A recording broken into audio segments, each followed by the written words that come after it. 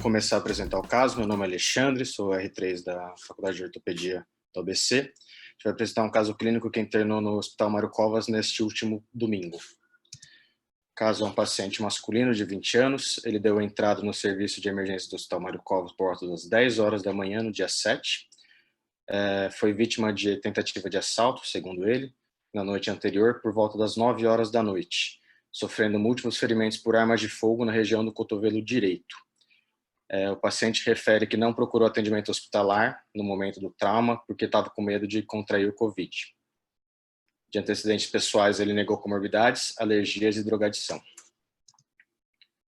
No quadro clínico de entrada, o paciente tinha uma dor intensa no membro superior direito, que piorava a mobilização do punho e antebraço, principalmente a flexoextensão, incapacidade motora e parestesia. Essa era a imagem dele de entrada. As fotos são já do centro cirúrgico, mas o quadro de entrada dele. Ao exame físico, o paciente apresentava lesões puntiformes na face volar do terço proximal do antebraço direito, um edema 3 cruzes em 4, estendendo desde a raiz do braço até, incluindo o antebraço e a mão. Tinha uma escoriação na face medial do braço direito, uma piora importante da dor à extensão do punho, e na avaliação neurológica, além do déficit motor no território ulnar radial, interósseo e mediano, o paciente apresentava déficit sensitivo total na topografia ulnar do mediano e uma hipoestesia no território radial. Só na região da tabaqueira anatômica que ele tinha uma hipoestesia, o restante estava abolido. Na avaliação vascular, pela equipe da vascular, o paciente tinha o pulso radial palpável, o arco palmar era preservado, mas tinha ausência do pulso ulnar. Aqui uma imagem só para ilustrar a região de avaliação, né, sensitiva. Como eu tinha comentado antes, na região da tabaqueira anatômica, o paciente tinha uma leve hipoestesia, mas no resto da região dos compartimentos estava tudo sem sensibilidade. O exame, o paciente chega nessas condições, que exame inicial você pediria? Uma radiografia AP e perfil do antebraço, né? Daqui a radiografia, então uma fratura de una, né? Você consegue ver o projétil ali na região um pouco mais proximal, uma fratura segmentar, como você viu a lesão era exposta, né? Então, R1 Leonardo, você poderia classificar a fratura para a gente? Poderia classificar essa fratura pela classificação da AO. Perfeito. Então seria uma AO 2U. 2U. O que mais? Por ser diafisário seria um 2. Perfeito, 2U2. Uma 2U2. Por ser uma fratura cominuta, eu acredito que seria uma 2U2C. 2U2C, perfeito. Você pode colocar que é uma 2U2C, né, que esse fragmento ele também tem uma comunição. Então, classificação AO 2U2C3, conforme o Leonardo falou. Perfeito, como a gente comentou, era uma classificação, é uma fratura exposta, então R2, deixa eu ver quem está aqui. R2 Alberto, você pode falar uma classificação de fratura exposta para a gente, que você conheça? Você pode falar para a gente, por favor, uma fratura de a classificação exposta? Posso, classificação de Gostilo Anderson, um grau 3, e como parece ter uma lesão vascular associada, como uma 3C. 3C, isso mesmo. Perfeito, é um paciente, então, mesmo sendo uma ferida pontiforme, o paciente tem uma lesão vascular que requer reparo. Então, concordo com você, é uma classificação 3C, por causa dessa questão vascular. Já foi iniciado, antes do cirurgião cirúrgico, o antibiótico, né, para as classificações, o Tilânceo 3A, B e C, a gente associou uma cefalosporina de primeira geração com aminoglicosídeo. No centro cirúrgico, o paciente foi abordado inicialmente pela equipe da cirurgia vascular, fizeram uma limpeza exaustiva, né, com soro fisiológico, a fasciotomia na região volar do antebraço, para eles terem acesso à lesão da artéria ulnar. Já foi feita a descompressão do compartimento volar. No momento da descompressão, tinha bastante hematoma, né, a presença de hematoma expansão, e eles descreveram uma secção completa da artéria ulnar, onde eles fizeram a ligadura tanto distal quanto proximal. Na abordagem ortopédica, nós fizemos desbridamento das lesões, né, todo o tecido desvitalizado, tinha bastante lesão muscular. Lembrando que um FAF, né, um mecanismo de alta energia, lesão térmica. Então, tiramos os estilhaços do projétil que foi possível de retirar, né, naquele primeiro momento. Todo o tecido desvitalizado, alguns fragmentos ósseos que eram muito diminutos. Foi optado por fazer uma passagem de fio de Kirchner pela fratura. Nós entramos no fragmento proximal pelo foco retrógrado e depois passamos para acoplar ao fragmento distal. Colocamos um espaçador de cimento com antibiótico na falha óssea, que tinha um segmento ósseo de uns 3, 4 centímetros de falha, e fizemos fixador externo para controle de danos e uma sutura elástica. Essa é a imagem topográfica da região de segurança para colocação dos pinos, tá? na UNA, que era o caso. Então, sempre tomar cuidado, principalmente com a região do nervo ulnar.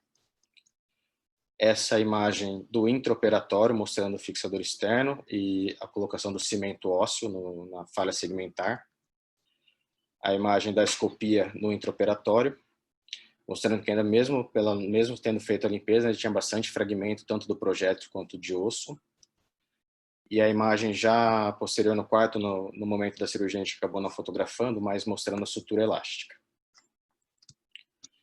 A radiografia posterior. Você queria falar alguma coisa, Fernando? A radiografia já posterior, e mostrando o pós-operatório do paciente, né? Lembrando que ele foi operado no domingo, no plantão. Ele está em acompanhamento de partes moles, mantendo a antibiótico terapia. Clinicamente, ele mantém o déficit sensitivo motor. Na exploração, no intraoperatório, nós não vimos lesão de nervo, mas então não dá para ter certeza se foi por uma apraxia, se houve uma lesão nervosa pelo calor local, né, o mecanismo de alta energia. E ele está em acompanhamento em conjunto com o grupo da mão. Eles estão com uma programação para reabordagem e limpeza com enxertia de pele, provavelmente para a próxima terça-feira. Esse era o caso clínico que foi pedido para apresentar. Alguém tem alguma dúvida em relação ao caso clínico? Alexandre, posso fazer duas perguntas? Claro, sem problemas. Alexandre, a primeira pergunta é o seguinte, isso é para os residentes, tá? Se essa fratura por ferimento por arma de fogo não tivesse lesão vascular, seria qual tipo? O estilo Anderson? Seria o 3 ainda? Primeira pergunta. Porque é uma lesão. A segunda é o seguinte, isso não sei por que os residentes não perguntaram, tá? Qual a importância, o porquê de colocar o cimento ósseo nessa falha? Perfeito. Por ser uma energia, o projétil, né, uma lesão por arma de fogo com uma alta energia, você tem uma lesão dos tecidos muito importante, inclusive uma contaminação maior. Então, já classificaria como 3, como o senhor mesmo falou. Neste caso, especificamente, por ter uma lesão vascular que necessita de reparo, seriam 3 mesmo, se não fosse esse tipo de mecanismo de trauma. Em relação à colocação do espaçador de cimento, a gente fez uma técnica que seria algo como masquelê, que a gente usa quando você tem uma falha segmentar muito grande, uma perda de segmento muito grande. Então, você coloca esse espaçador tanto para tentar fazer a formação de uma membrana para posterior estabilização mais eficaz da fratura, e também, nesse caso, nós colocamos no espaçador o antibiótico, que ele ajuda ao tratamento. Ele não exclui o tratamento endovenoso, mas ele ajuda no tratamento da infecção. Alexandre, eu perguntei por um motivo. Para mim, no meu conceito, colocar o cimento aí, para mim é novidade, viu? Sabe? É melhor, você está com fixador externo, mantendo o comprimento, tudo, só se é uma tendência atual de colocar esse cimento. A gente põe cimento, no caso, quando a gente tira uma prótese, tira um implante, para evitar encurtamento, né? O antibiótico, principalmente em área infectada. Eu não sei se tem mais alguém do staff que possa esclarecer isso, se é uma tendência atual, não sei. O que o Edson acha? Edson? Bom, eu vi esse caso na visita, Nelson. Depois me falaram que o caso já tinha mais ou menos 24 horas, acho que de evolução. É um doente meio... tem lá seus problemas, né? Deve ser drogado e tal. E parece que ele teve o ferimento, foi para casa, aí ficou o dia inteiro. E quando chegou já tinha quase 24 horas de evolução. E pelo que me constaram, parece que então quem foi fazer o tratamento e tal, pelo tempo decorrido e o risco já de estar infectado, talvez foi por isso que colocou o espaçador para manter o espaço e talvez também para ajudar na redução. Pelo que me disseram, foi mais nesse sentido. Tanto é que passaram um fio intramedular, né? E com isso manteve, além de tentar manter o comprimento, colocaram o cimento para ocupar o espaço e já tem um antibiótico. Essa foi a explicação que me foi dada. Para mim, assim, eu também, em fratura exposta, não tinha esse conhecimento de colocar cimento, espaçador. A gente coloca em situações de infecções jamais crônicas, né? Ou aguda crônica, após osteossíntese ou pós-tratamento, como se faz em artroplastia ou osteossíntese, que é a técnica de Masquelin. Mas aí colocaram nessa situação, eu achei que não foi de todo, não está de todo mal, né? Se você obedecer o princípio de que é para ocupar o espaço, evitar espaço morto e fazer já um tratamento para evitar não, mas para tentar diminuir o risco de uma infecção local maior, já que já tinha 24 horas de evolução e era um caso complicado, com síndrome compartimental, tal, lesão arterial e tudo isso. Então, justifica, entre aspas, acho que justifica.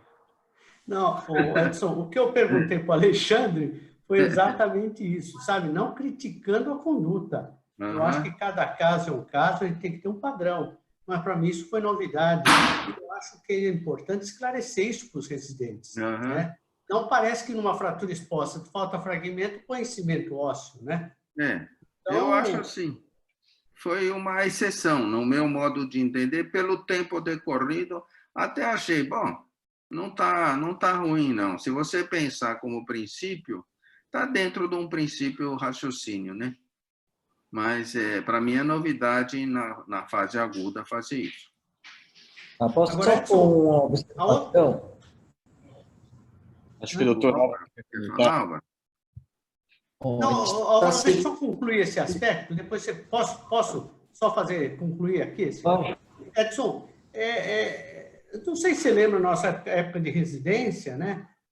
Fratura exposta por ferimento de arma de fogo, é lógico que esse caso tem tempo decorrido, lesão vascular, tem outros comprometimentos, mas a gente não considerava grau 3. Você considerava grau 3 naquela época? E tanto é que a gente colocava síntese, fazia tudo, né? Lembra? Os conceitos mudaram, né, em termos do nosso tempo. De fato, a gente considerava, tanto é que, eu vou dizer aqui, tinha ferimento por arma de fogo que não fosse de arma de guerra, que tem velocidade altíssima, essas armas de uso civil, a gente considerava, eventualmente, se não tivesse fragmento de tecido, de sapato dentro do ferimento, como se ela não fosse contaminada, né? Ela era considerada estéril. Esse era o conceito. E a gente lavava só ali superficialmente. Lavava e colocava síntese e tudo, né?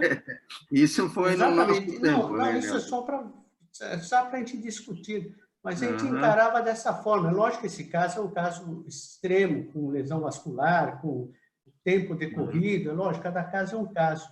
Mas a fratura exposta dependia de outro fator, viu? A fratura exposta por ferimento de arma de fogo. A distância que foi... a arma de fogo estava da região afetada. Né? Aí depende o grau de lesão. Passo a palavra para o Álvaro. Deixa eu só completar, então, Nelson, sobre o conceito de ferimento por arma de fogo, que a gente tinha no nosso tempo, era assim, ferimento por tipo cartucheira, que você socava o chumbo lá, aquilo era sempre contaminado porque a velocidade era baixa e entrava tudo lá para dentro, né? Entrava o chumbo, entrava o que eles chamavam de bucha, entrava tudo para dentro do ferimento, então era contaminado. Ferimento por arma de fogo civil, que é o 32-22, que era velocidade alta, porém não era arma militar. A gente não considerava como fratura contaminada. Era exposta, porém não contaminada. E quando era ferimento por arma civil, tipo fuzil, tal, pela grande velocidade que tinha aí, o estrago que fazia em partes moles, considerava-se, pela lesão de partes moles, necessariamente você tinha que fazer a abertura e limpeza. Era esse o conceito que se tinha no nosso tempo. Mas hoje eu vi que mudou e realmente a gente vê que as armas têm velocidade alta, causam estrago violento em tecidos moles, tecidos ósseos. Então, acho que o conceito mudou e eu concordo com essa mudança atual. Era isso que eu queria falar. Doutor Álvaro? Só para pôr algumas colocações, na mão, metacarpo-falange, é muito comum pôr cimento na fase aguda. Então, não é que é uma fratura, não é que é uma conduta para fratura exposta, é uma conduta para perda segmentar desde o início. Então, acho que ela vai ajudar tanto no preenchimento do espaço morto, quanto para melhor estabilização. E também, quando você planejar o enxerto, vai ter um espaço destinado ao enxerto que não vai ser preenchido por fibrose. Então, isso também facilita a cirurgia de reconstrução depois. É muito comum a gente usar isso agudamente em fratura de falange ou metacarpo com perda segmentar na urgência mesmo, e normalmente a gente o faz sem antibiótico, mas para exercer um efeito de preenchimento de espaço. Então, isso é comum. Eu acho que a conduta em relação a esse caso foi bem adequada, tá? Em relação ao que também a gente está pegando vários pareceres do que é tipo 1, tipo 3 por arma de fogo, muito do que o professor Fujiki falou tem a ver porque é diretamente proporcional à energia cinética, a velocidade do projétil. E é igual a MC ao quadrado. Então, a velocidade do projétil é o que dita o tamanho do estrago. E o tipo de fratura também, uma simples por uma arma de fogo, trata Está falhando o seu microfone, Álvaro.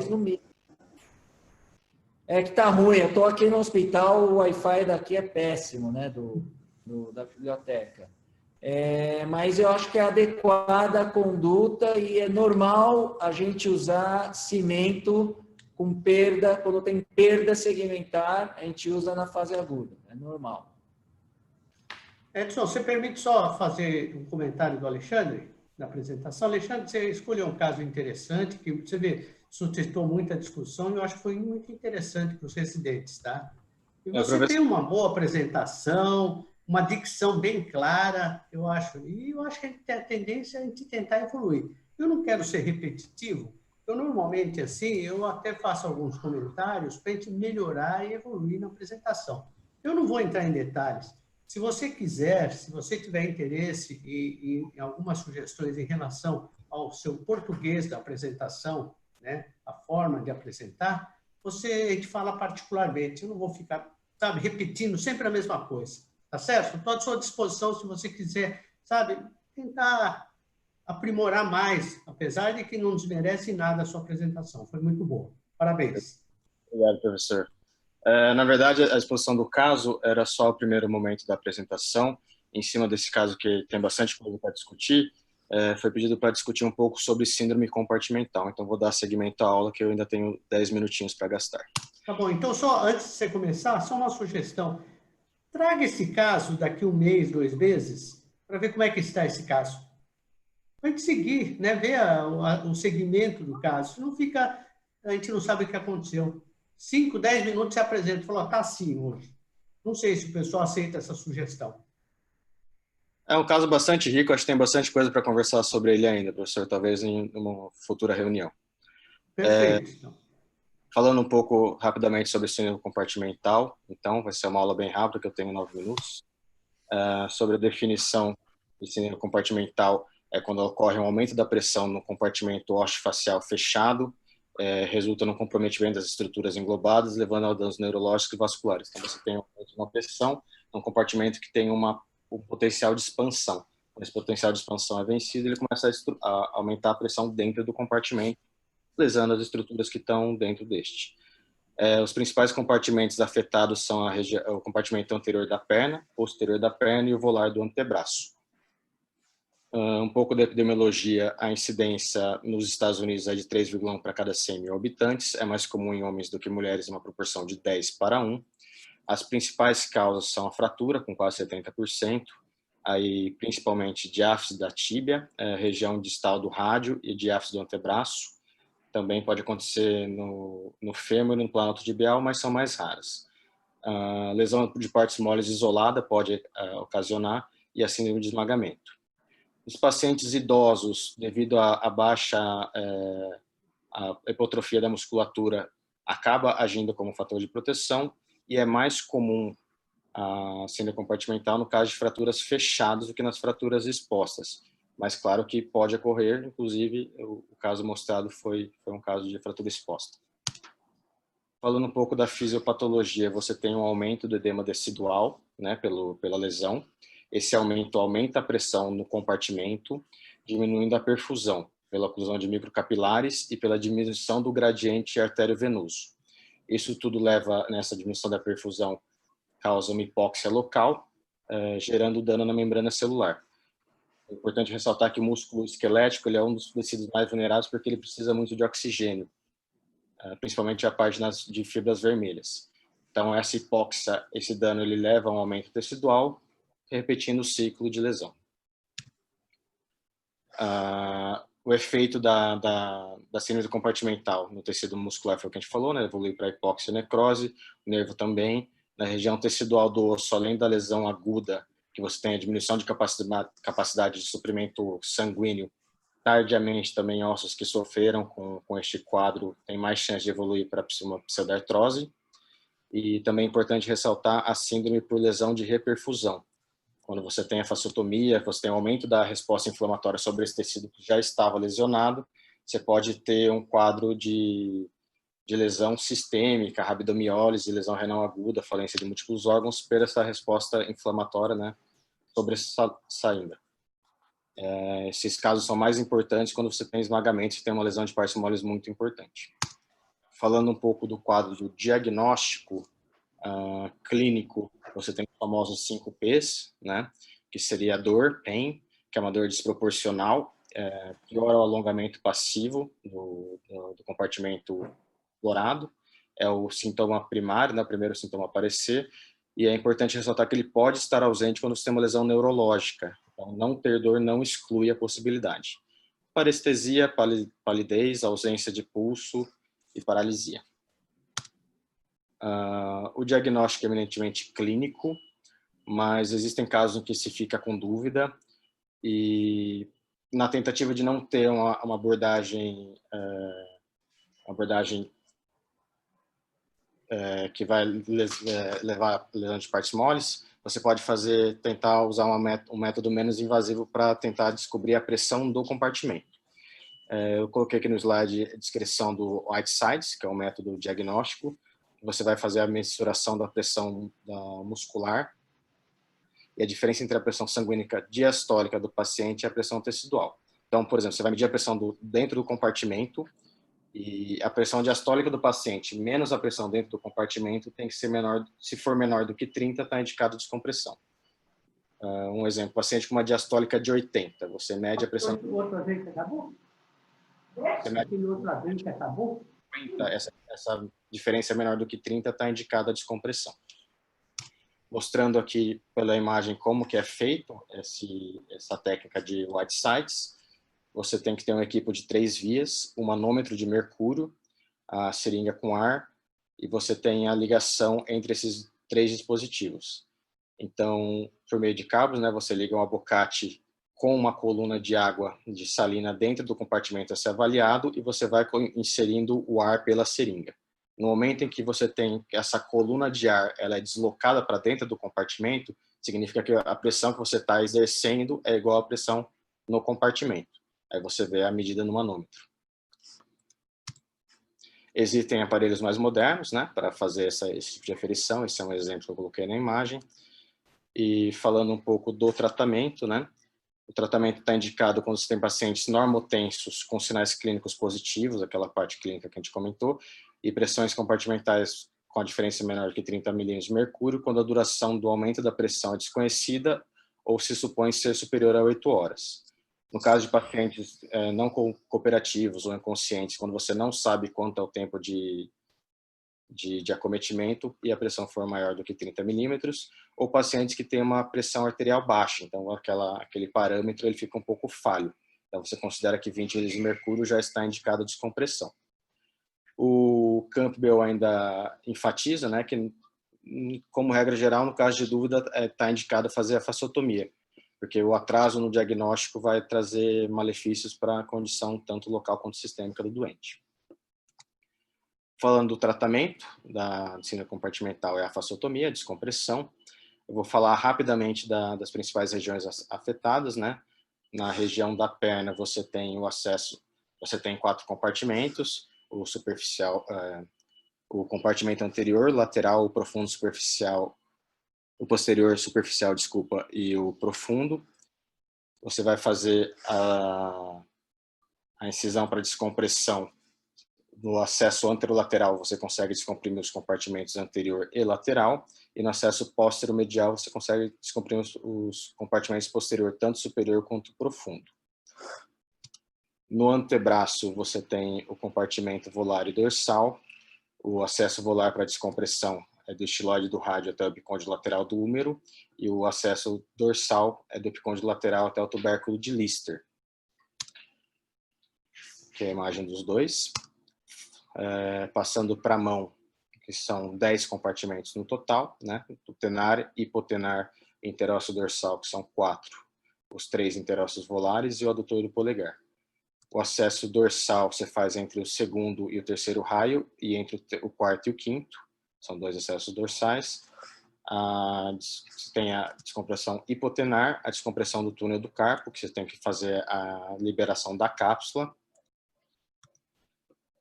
E em relação ao pé, são 9 compartimentos, né? Medial, lateral, central, superficial, profundo, o adutor e os interósseos.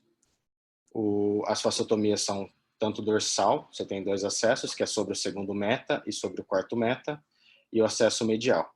Então, sobre o segundo meta, você consegue acessar os interósseos entre o primeiro e o segundo, e entre o segundo e o terceiro, e na segunda incisão, que é sobre o quarto, você acessa os outros interósseos, e pela incisão medial você acessa os compartimentos mais profundos.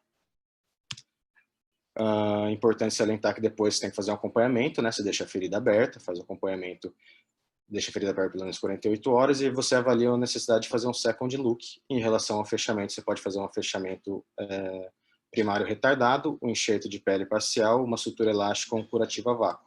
Mas é importante fazer o acompanhamento para ver se a descompressão foi realmente efetiva e ver como evolui o doente, que é o momento que está no nosso caso. Acho que era isso. Alguém tem alguma dúvida? Tive que correr um pouco no final para fazer o horário dar certo.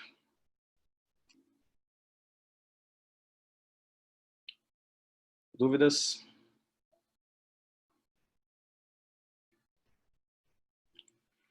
Acho que acabou meu horário. Muito obrigado. Eu acho que a apresentação foi muito boa e é um tema que todos os residentes têm que saber, né? Porque isso é do dia a dia, não só para termos de SBOT, mas importante para a vida, né? Porque quem trabalha em pronto-socorro não tem jeito, ele vai encontrar um dia pela frente um caso de síndrome compartimental e que vai ser necessariamente, ele vai ser obrigado a ter o enfrentamento e fazer a cirurgia ou descompressão dos compartimentos. Então, é obrigatório também saber os compartimentos que tem no membro superior, na mão, no pé, e na perna, que são os locais mais comuns dessas síndromes acontecerem.